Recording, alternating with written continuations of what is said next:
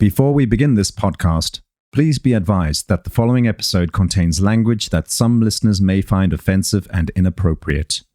The opinions expressed by the host and guests are their own and do not reflect the views of the podcast producers. Listener discretion is advised. Welcome back to the final part of the Lucky Stancliff story on Voices of a Killer. Last time, Lucky had just committed 2 further murders without any thought or emotion behind them, the nature of which is chilling. We now catch up to Lucky going on the run in an attempt to evade the law. We find out just how that turned out on this episode of Voices of a Killer.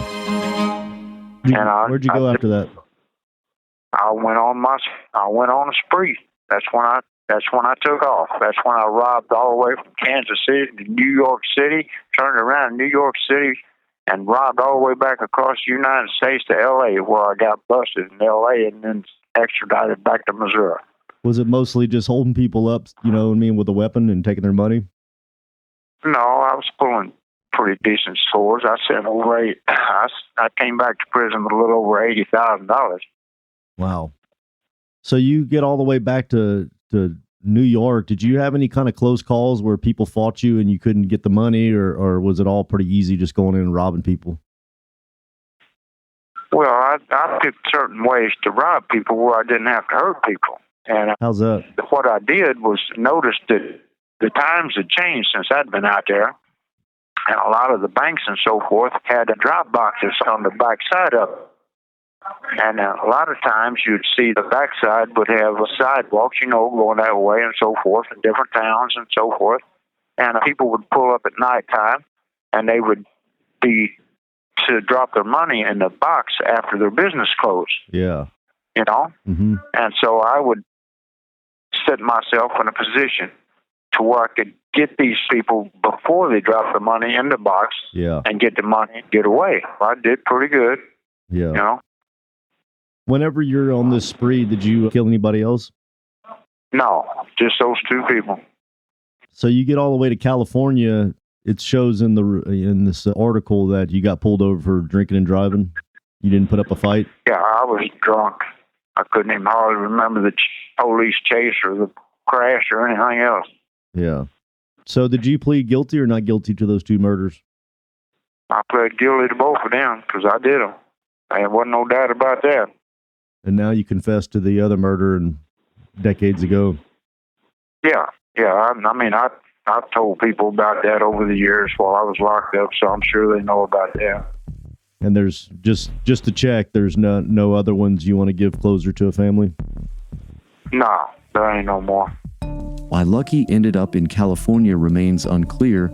Maybe it was to visit part of his mother's family, but it seems like his motivation was to try and get as far away as possible from Kansas City.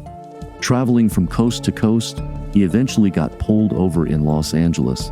On April 24th, 1989, just under 5 months after being released from prison, Lucky was found driving a stolen red Pontiac Fiero. It was reported stolen to the police, and after a short police chase, Lucky crashed the Fiero into a parked car.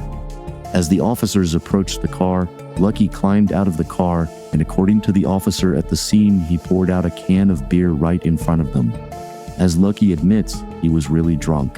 Lucky was arrested in Los Angeles for auto theft, 2 counts of fleeing the scene of an accident and driving under the influence. Little did the officers know that they had just picked up one of Kansas City's most dangerous murderers at the time. 2 days later, 2 Kansas City detectives flew to California to interrogate Lucky about the murders. Lucky confessed to the murders and waived extradition, which meant that he returned to Kansas City that week. He was sentenced to life without parole, and this time the judge made sure he would spend the rest of his life in prison. So how do you resolve yourself knowing that you're going to basically die in prison?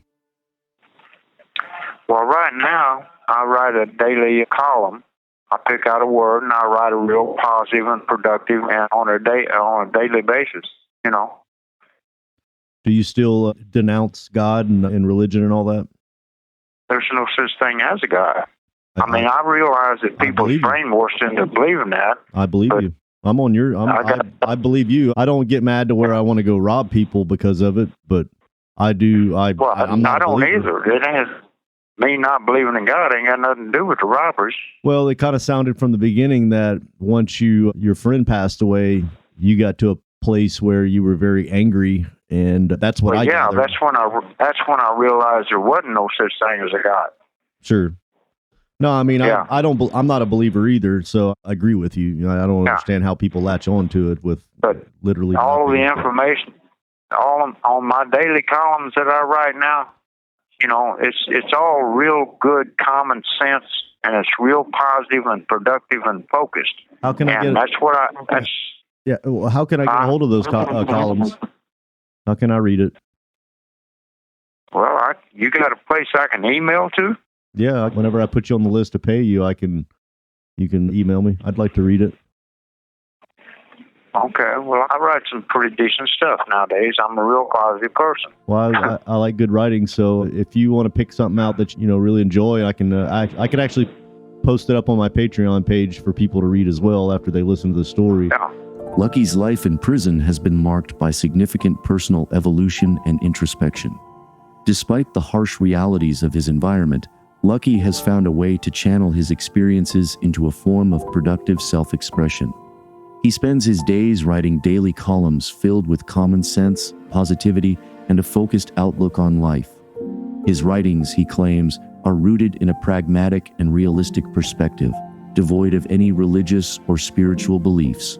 We are left with the question of what type of person is Lucky? Is he still the callous, cold-blooded killer from all those years ago? His acts would lead you to believe so.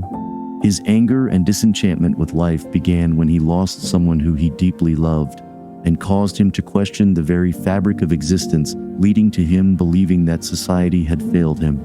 However, on Voices of a Killer, we always want to allow the people we interview behind bars tell their story and allow you to make the judgment. So, what kind of person is Lucky? We'll hear from him in his own words after the break.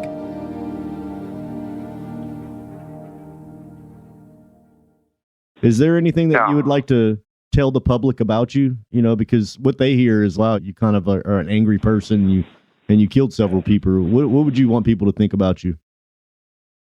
Well, I'm not the same person I used to be. If somebody gives me a problem in here, they can still get killed. Don't get me wrong. Have you ever stabbed anybody in prison? Have I ever stabbed anybody in prison? Yeah. You laugh. Is that pretty common for you? Well, yeah, that's something you pretty much had to do back in the day. Yeah. Yeah. The last one I stabbed it's been a while. Let's say that you had a knife in your hand, somebody slapped you across the face. You'd stab them to death, wouldn't you? If they slapped me across the face, I'd go get a knife and come back and stab them, yeah. Right, so that's the thing, though, is... you got to remember, I was raised the entire 70s in the Missouri State Penitentiary. I understand. In 1967, the government declared Missouri State Penitentiary to be the bloodiest 47 acres in the United States. Sure. And that's where I lived at for years. But it seems like you understand that there's a connection between you going to prison and you being like that. So shouldn't you be able to unlock those tendencies and not do that? Well, if I'd had enough time to change my beliefs from the way I had to live in prison, if you didn't live by those rules in prison, you was going to be a victim. Yeah. Sure. And so, I made sure that whoever's in there knew what time it was with me. How old are you right now? 75. So, do you feel like you belong out of prison? I can live anywhere as long as people will, Yeah, but that's the thing. I lived good on the streets until people did wrong. Sure, and that's probably why... Somebody did. Well, here's the thing, Lucky. That's probably why you got life without parole, because your outlook is because of prison. It's not really your fault. I mean, you kind of went through hell with growing up and things, but that's probably why you got life without, because you can't predict what people are going to do, and slapping somebody in the face is not the equivalent of stabbing them. It's just not. You know what I mean? Yeah. I would go nuts if somebody slapped me in the face too, but stabbing them is a completely different story. Yeah, but you got to realize the conditions that I was lived under. I do understand that. Decades, you know. I understand that, which brings us to the point: is prison a place where people are getting rehabilitated and put out on the streets, ready to strike, like you're saying, or are they really getting rehabilitated? I don't know, but Lucky, it's been real, man. I appreciate you opening up to me about everything. I'm glad you're able to admit to the first murder that happened. If you want to send me any of your writings, I'd be more than happy to read them and also publish those as well. I would have to have a way to email them to you. I'll email you so you can. I'll open up the lines of communication. Okay. Well, I'm sure you'll enjoy some of them. You'll see what type of person I am. Okay. And now. Okay. You know? I'm looking forward to it. And like I said, I'll post it on the Patreon for others to read as well. So perfect. All right. All right. Bye-bye. Thank you. Uh-huh.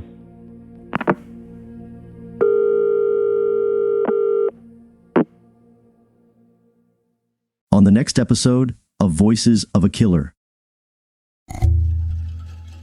He got a good job and he was doing his part, I was doing my part. And then after my second was born, things just got really weird and rocky, became more violent. He got a hold of his boss and just started crying, saying he found little Josh in the pond. He eventually killed himself. He went outside around the dog because he was screaming.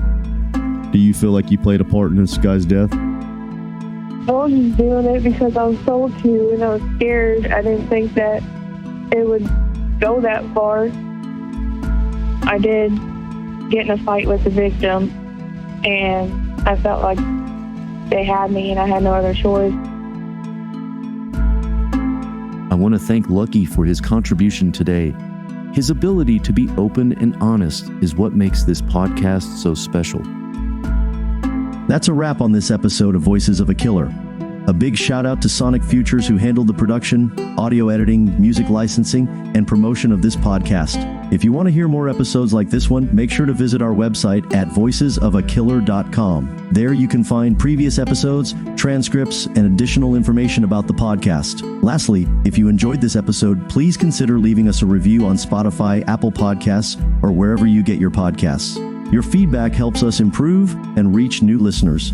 Thank you for your support, and we can't wait to share more stories with you in the future. Thank you for tuning in. I'm your host, Toby, and we'll see you next time on Voices of a Killer.